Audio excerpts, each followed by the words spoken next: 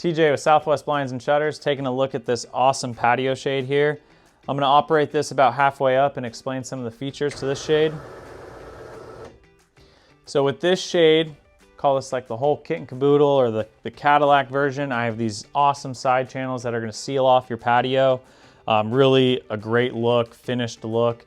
Nice header at the top. I can color coordinate the hardware on this towards the color of your home or accent pop outs, whether it's beige, white, black, bronze, or off-white. You're gonna have a multitude of different fabric options with this. Some are gonna have more coloring to them. Some are gonna be just basic blacks and whites and grays.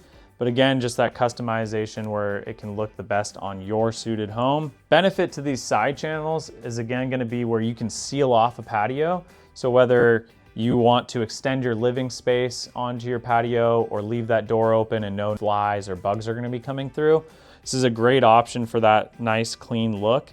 I can also do this as a cable guided shade where instead of the side channels, I'll have steel cables.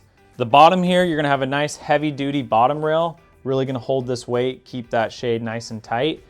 And this is gonna have the mustache at the bottom. So as the shade comes closer to your ground, again, you get that sealed off, finished product where no bugs are going to be coming through, no critters, snakes, spiders, scorpions. Top here, again, header treatment. I can mount this as an outside mount on the outside surface of your home, a true inside mount underneath like a soffit, or on the inside of your patio shade.